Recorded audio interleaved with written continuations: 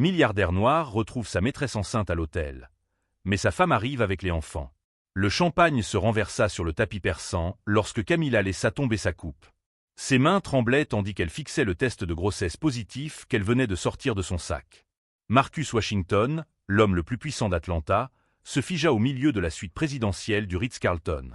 Pendant 3 secondes qui semblèrent une éternité, le silence trancha l'air comme une lame. « Tu es enceinte » murmura-t-il, plus pour lui-même que pour elle. Camilla acquiesça, les larmes coulant sur son visage maquillé. À 26 ans, elle était tombée amoureuse du milliardaire de 49 ans qui lui avait promis de tout quitter pour elle. Maintenant, avec un bébé en route, tout semblait différent. Marcus s'approcha de la fenêtre, observant la ligne d'horizon d'Atlanta en contrebas. Son esprit calculait rapidement les implications. Cela faisait 8 mois qu'il gardait cette relation secrète, en terminant les derniers détails de son divorce. Ou du moins, c'est ce qu'il disait à Camilla. La vérité était bien plus compliquée, bien plus sombre qu'elle ne pouvait l'imaginer. « Fuyons », dit-il soudainement, se tournant vers elle avec ce sourire qui faisait fondre les cœurs et concluait des contrats de milliards. « Miami. Aujourd'hui même. Mon jet privé nous attend à l'aéroport. » Camilla sentit son cœur s'emballer. C'était tout ce qu'elle avait toujours rêvé d'entendre. Pendant qu'ils faisaient précipitamment leurs valises, Marcus envoya un message à son assistant pour annuler toutes les réunions de la semaine. Il ne mentionna rien sur le fait de ne jamais revenir. Depuis 2 ans, il préparait cette fuite, transférant de l'argent sur des comptes offshore, préparant une nouvelle identité. Camilla ne savait pas qu'elle n'était qu'un pion de plus dans son jeu d'échecs. « J'ai besoin de prendre une douche avant qu'on parte », dit Camilla, encore étourdie par la découverte de sa grossesse. Marcus acquiesça, vérifiant constamment son téléphone, comme s'il attendait quelque chose. « Tout va bien ?»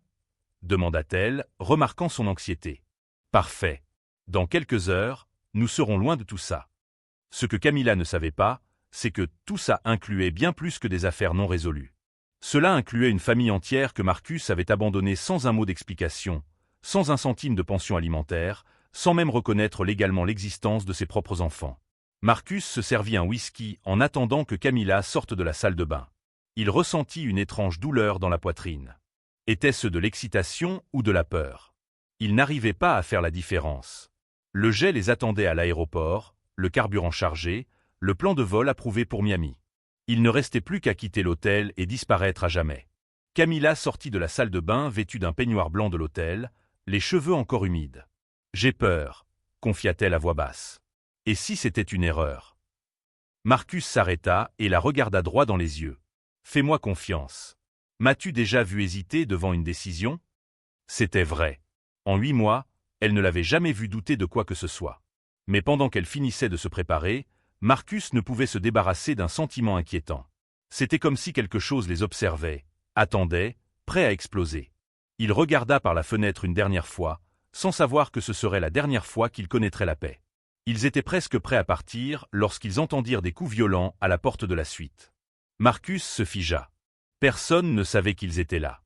Personne ne devait le savoir. « Ouvre cette porte, Marcus. » La voix féminine de l'autre côté était familière, chargée d'une fureur qu'il n'avait pas entendue depuis des années. « Je sais que tu es là-dedans. » Camilla le regarda, confuse. « C'est qui ?» Marcus sentit le sol s'effondrer sous ses pieds. Il connaissait cette voix mieux que n'importe quelle autre. C'était la voix qui un jour lui avait murmuré des mots d'amour à l'oreille, la même qui maintenant distillait une haine pure à travers la porte en bois massif. « Ouvre tout de suite ou je défonce cette porte. » Les coups devenaient plus violents. C'est alors qu'ils entendirent d'autres voix. Des voix d'enfants en pleurs. Si cette histoire pleine de rebondissements et d'émotions vous plaît, n'oubliez pas de vous abonner à la chaîne pour ne pas manquer les prochains chapitres de cette aventure bouleversante. Marcus ouvrit la porte de la suite avec des mains tremblantes. Keisha Washington entra comme un ouragan, ses cheveux bouclés attachés en un chignon désordonné, ses yeux bruns brûlants d'une colère qu'il n'avait pas vue depuis des années. Derrière elle, 2 enfants se cachaient timidement, Jaden, 7 ans, et Zoé, 6 ans, tous 2 avec les mêmes yeux perçants que leur père qui ne les avait jamais reconnus. « Papa !» La petite voix de Jaden trancha le silence comme un poignard. Camilla, encore en peignoir d'hôtel, sentit le monde tourner. « Papa ?» Marcus était pétrifié, le verre de whisky glissant de ses mains et se brisant sur le sol en marbre. « Surprise, chérie !» dit Keisha avec une ironie amère qui rendait l'air lourd. « Je pensais que ce serait intéressant de présenter tes enfants à ta nouvelle distraction. » Elle regarda Camilla avec un mélange de pitié et de mépris. Ou elle ne sait pas que tu as une famille. Camilla se cacha derrière la porte de la chambre, tenant encore le test de grossesse. Marcus, que se passe-t-il? Qui sont ces enfants? Sa voix était étranglée, comme si quelqu'un lui serrait la gorge. Nous sommes les enfants qu'il a abandonnés il y a 3 ans, répondit Keisha à sa place, entrant complètement dans la suite luxueuse. Les enfants qu'il a fait semblant de ne jamais exister. Les enfants à qui il n'a jamais envoyé un centime, n'a jamais appelé, n'a même jamais signé l'acte de naissance. Chaque mot était une balle en plein cœur de Marcus. Zoé, la plus jeune, lâcha la main de sa mère et regarda autour de la suite, impressionnée. « Maman, quel bel endroit! C'est ici que papa habite ?» L'innocence dans la voix de l'enfant fit naître la nausée chez Camilla. Marcus retrouva enfin sa voix, mais elle était rauque, brisée. « Keisha, ce n'est pas comme ça, je peux expliquer. » Mais comment expliquer l'inexplicable? Comment justifier 3 ans de silence absolu? Expliquer. Keisha rit, mais il n'y avait aucun humour dans ce son. Tu vas expliquer comment tu as changé d'identité? Comment tu as créé des sociétés fictives pour cacher tes biens? Comment tu as planifié cette fuite il y a 2 ans alors que Zoé était hospitalisée avec une drépanocytose? Le dernier mot tomba comme une bombe. Camilla laissa échapper un gémissement d'horreur depuis la chambre. Drépanocytose. Elle sortit enveloppée dans son peignoir et regarda la petite fille aux cheveux bouclés, qui semblait si fragile, si petite. « Marcus, ta fille a une maladie génétique et toi? » « Je ne savais pas, » murmura-t-il, mais même pour lui, cette excuse sonnait pathétique. Bien sûr qu'il savait. Il avait des détectives privés qui tenaient des rapports détaillés sur la famille qu'il avait abandonnée.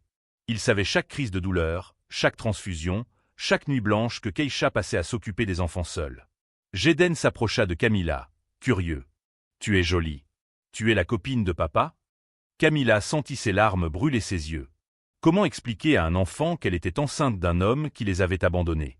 Keisha sortit son téléphone et commença à filmer. « Je veux que tout le monde voie ça. Je veux que le monde entier sache quel genre d'homme est Marcus Washington. Le milliardaire qui abandonne des enfants malades pour rester dans des hôtels de luxe avec des maîtresses. » La caméra se focalisa sur le visage dévasté de Marcus, puis sur le ventre encore petit de Camilla. « Keisha, s'il te plaît, les enfants n'ont pas besoin de voir ça, » implora Marcus, mais elle avait déjà commencé à diffuser en direct sur ses réseaux sociaux. La localisation de l'hôtel apparaissait dans la vidéo. En quelques minutes, des journalistes commenceraient à arriver. Camilla courut aux toilettes. « Je ne peux pas, ça ne peut pas arriver. » Elle revint rapidement habillée et regarda Marcus avec un mélange de dégoût et de désespoir. « Tu m'as dit que tu étais divorcée. Tu as dit que tu n'avais pas d'enfant.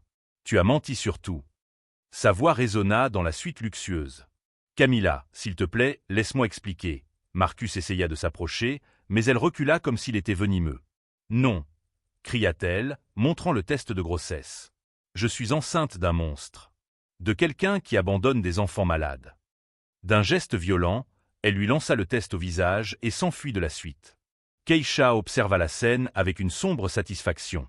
Enfin, après 3 ans d'humiliation et de souffrance, Marcus goûtait à sa propre médecine. « Allons-y, les garçons, » dit-elle doucement. « Papa a des choses à régler tout seul. » 6 mois plus tard, Marcus Washington était méconnaissable.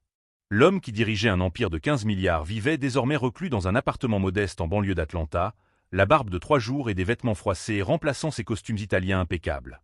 La vidéo de Keisha était devenue virale avec 50 millions de vues, détruisant sa réputation dans le monde entier. Des contrats d'1 milliard de dollars ont été annulés du jour au lendemain. La bourse a chuté lorsque les investisseurs ont découvert ses manœuvres financières douteuses. Camilla avait disparu sans laisser de traces, emportant avec elle l'enfant qui n'était jamais né. Elle avait perdu le bébé 2 semaines après la révélation à l'hôtel, affirmant que le stress en était la cause. Mais c'est par un matin pluvieux d'octobre que quelque chose a changé en Marcus. Il feuilletait de vieux journaux quand il est tombé sur une photo de lui datant de 3 ans, à l'hôpital où Zoé était née. Il était là, dans le couloir, regardant à travers la vitre. Il avait assisté à la naissance de sa propre fille et simplement, était parti. Ce souvenir l'a frappé comme un éclair. Il a pris le téléphone et composé un numéro qu'il connaissait par cœur, mais qu'il n'avait jamais eu le courage d'utiliser. « Allô ?» La voix était féminine, professionnelle, froide. « Détective Williams ? Ici Marcus Washington. J'ai besoin de vos services. » Diana Williams était la détective privée la plus respectée d'Atlanta, connu pour découvrir des vérités que d'autres préféraient enterrer. 3 jours plus tard, Diana frappa à sa porte, portant un dossier épais. Ses yeux marrons étaient impitoyables lorsqu'elle s'assit en face de lui. « J'ai tout ici, monsieur Washington. Mais je dois vous prévenir, vous n'allez pas aimer ce que vous allez voir. » Marcus prit une profonde inspiration. « Je veux tout savoir. Chaque détail des 3 dernières années. Ne me cachez rien. » Diana ouvrit le dossier et commença à parler. Keisha avait travaillé en double service comme infirmière pour subvenir aux besoins des enfants.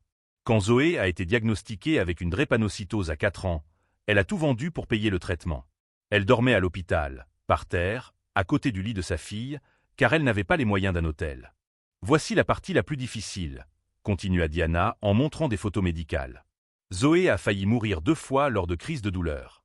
Keisha a passé des nuits entières à organiser des campagnes en ligne pour collecter de l'argent pour les médicaments. Regardez ces photos. Marcus vit des images de sa petite fille, pâle, reliée à des tubes et machines. Keisha apparaissait sur toutes les photos, tenant la main de la fillette, lisant des histoires, chantant des berceuses. Aucune photo ne montrait qu'elle avait vraiment dormi depuis des semaines. « Et Jaden ?» demanda Marcus, la voix étranglée. Jaden a développé une anxiété sévère quand sa sœur est tombée malade. Il a commencé à faire pipi au lit, à faire des cauchemars. Keisha a dû l'emmener chez un psychologue, mais ne pouvait se permettre qu'une consultation par mois. Diana montra des rapports médicaux. Il demandait tous les jours quand son père reviendrait aider Zoé à guérir. Marcus sentit quelque chose se briser dans sa poitrine. Continuez. La pire partie a été à Noël dernier. Zoé était stable, mais encore faible. Keisha a fait des heures supplémentaires pour acheter des cadeaux aux garçons. Vous savez ce que Jaden a demandé au Père Noël? Diana fit une pause cruelle. Il a demandé que son père revienne à la maison. Les mains de Marcus tremblaient en tenant les photos. Comment a-t-elle expliqué mon absence? Elle n'a jamais parlé en mal de vous. Elle disait que papa travaillait très loin, mais qu'il les aimait. Quand les garçons demandaient pourquoi vous ne visitiez pas Zoé à l'hôpital, elle disait que vous étiez occupé à sauver d'autres enfants malades. Diana ferma le dossier avec un bruit sec. Keisha Washington est une sainte, monsieur Washington. Et vous êtes un monstre, acheva-t-il. Diana se leva pour partir, mais s'arrêta à la porte. Il y a une chose de plus. Keisha ne l'a jamais su, mais vous avez un autre secret. Camilla n'était pas votre seule maîtresse. Il y a 3 autres femmes que vous avez trompées ces dernières années. L'une d'elles est aussi enceinte. Marcus sentit le sol se dérober sous ses pieds. Combien de vies ai-je détruites? Murmura-t-il. Je n'ai pas encore fini de tout vous raconter, répondit Diana froidement avant de refermer la porte. Seul dans son appartement, Marcus prit la décision qui allait tout changer. Il prit le téléphone et appela son avocat. Je veux faire 3 choses. Premièrement, transférer 2 milliards dans un fonds au nom de mes enfants. Deuxièmement, démissionner de la présidence de l'entreprise. Troisièmement, acheter la maison à côté de celle de Keisha. Monsieur Washington, êtes-vous sûr? Cela vous laissera pratiquement sans rien. Marcus regarda la photo de Zoé à l'hôpital. Je n'ai rien eu depuis 3 ans. Maintenant, je veux essayer de récupérer ce qui compte vraiment. 2 mois plus tard, Keisha était en train d'accrocher du linge sur la corde à linge quand elle vit le camion de déménagement s'arrêter à la maison voisine. Son cœur faillit s'arrêter quand Marcus descendit d'une voiture simple, ne portant que 2 valises. Il n'avait plus l'apparence d'un milliardaire. Il portait un jean délavé et une chemise simple, ses cheveux plus longs et grisonnants. « Maman, c'est qui cet homme ?» demanda Jaden en regardant par la fenêtre de la cuisine. Keisha avala difficilement. Des choses étranges s'étaient produites ces dernières semaines. Un avocat était venu chez elle, disant qu'un fonds éducatif de 2 milliards avait été créé pour les garçons. Elle avait pensé que c'était une arnaque et avait failli appeler la police. « C'est ton père », répondit-elle simplement. Marcus passa les premiers jours à observer de loin. Il voyait Jaden faire du vélo dans le jardin, Zoé jouer avec des poupées dans le jardin. Encore pas la cause du traitement médical, mais visiblement plus forte. Il ne s'approcha pas. Pas encore. C'est Zoé qui fit le premier pas. La poupée vola par-dessus la clôture et tomba dans le jardin de Marcus. La petite fille apparut à la porte, timide. « Désolé, monsieur. Ma poupée est tombée là-bas. » Marcus sentit les larmes lui brûler les yeux. C'était la première fois en 3 ans qu'un de ses enfants lui parlait directement. « Bien sûr, princesse. Je vais la chercher. » Quand il rendit la poupée, Zoé sourit, un petit sourire, mais sincère. « Tu ressembles à mon père, » dit innocemment Zoé. Ma mère a une photo de lui sur le frigo. Vraiment. Marcus s'agenouilla pour être à la hauteur de la fillette. Est-ce qu'il te manque? Zoé hocha gravement la tête. Tous les jours. Surtout quand je suis malade. Maman pleure quand elle pense que je ne regarde pas. La sincérité de l'enfant traversa le cœur de Marcus comme une flèche. Keisha arriva en courant. Zoé, entre tout de suite. Elle tira la petite fille en arrière, mais ses yeux rencontrèrent ceux de Marcus. Pendant un instant, toute la colère sembla céder la place à quelque chose de plus profond, de la douleur, de la fatigue, peut-être même un vestige de l'amour qui avait existé autrefois. « Il faut que je te parle, » dit doucement Marcus. « Nous n'avons rien à nous dire. »« S'il te plaît. » 5 minutes. Keisha hésita, regardant Zoé qui tenait encore la poupée. Les enfants ne doivent pas voir ça. Cette nuit-là, après que les garçons furent endormis, Keisha sortit dans le jardin. Marcus attendait déjà, assis sur les marches de sa véranda. Il avait perdu au moins 15 kilos, et elle pouvait voir qu'il ne dormait pas bien à cause des cernes profonds sous ses yeux. « Je sais que je ne mérite pas le pardon, » commença-t-il. « Je sais qu'il n'y a pas d'excuse à ce que j'ai fait. Mais vous devez savoir que je ne vous ai jamais oublié. Pas un seul jour. »« Menteur, » répondit Keisha, mais sa voix tremblait. Marcus sortit une enveloppe de sa poche. « Voici tous les rapports médicaux de Zoé. Je savais pour chaque hospitalisation, chaque examen, chaque nuit où tu es resté éveillé à l'hôpital. Je savais et je n'ai rien fait. » Il lui tendit l'enveloppe. « Je suis un lâche, Keisha. Un monstre égoïste qui a choisi de fuir au lieu d'assumer ses responsabilités. » Keisha ouvrit l'enveloppe avec des mains tremblantes. À l'intérieur, il y avait des copies de tous les rapports médicaux, des photos de l'hôpital, même des reçus des médicaments qu'elle avait achetés. « Tu savais tout ça. J'ai des enquêteurs qui m'informaient depuis 3 ans. J'ai vu Zoé naître, Keisha. J'étais à l'hôpital, dans le couloir, regardant à travers la vitre. Et je suis parti. » Des larmes coulaient sur son visage. Quand elle a été diagnostiquée avec la drépanocytose, j'étais en réunion pour finaliser un contrat de 500 millions. J'ai reçu la nouvelle et j'ai continué la réunion. Keisha s'assit lourdement sur les marches. « Pourquoi? Pourquoi as-tu fait ça avec nous? » « Parce que je suis un lâche. Parce que j'avais peur d'être père, peur de la responsabilité, peur d'échouer. Alors j'ai fui. » Marcus regarda par la fenêtre où les garçons dormaient. « Mais maintenant je veux essayer de tout réparer. Je veux être le père qu'il mérite. » « C'est trop tard, Marcus. Peut-être pour nous deux, mais pas pour eux. » Il se leva. « Demain, j'irai à l'hôpital avec Zoé. Je veux être là quand elle passera ses examens de contrôle. Je veux lui tenir la main si elle a peur. Je veux être le père que j'aurais dû être dès le début. » Keisha le regarda à travers ses larmes. Pour la première fois depuis des années, elle vit autre chose que de l'égoïsme dans ses yeux. Elle vit un véritable remords, elle vit la douleur, elle vit un homme brisé essayant de se reconstruire. « Elle a un rendez-vous demain à 14 heures, » chuchota-t-elle. 1 an plus tard, l'arôme des hamburgers sur le barbecue remplissait le jardin des Washington. Marcus retournait la viande avec précaution, observant Jaden et Zoé jouer à chat perché avec d'autres enfants du quartier. Zoé avait retrouvé ses couleurs et son énergie, ses cheveux bouclés brillant au soleil. Les examens d'il y a 6 mois avaient confirmé, l'anémie était contrôlée. « Papa, je peux retourner les hamburgers ?» demanda Jaden en tirant sur la chemise de Marcus. Le mot « papa » serrait encore sa poitrine, même après des mois à l'entendre chaque jour. « Bien sûr, champion.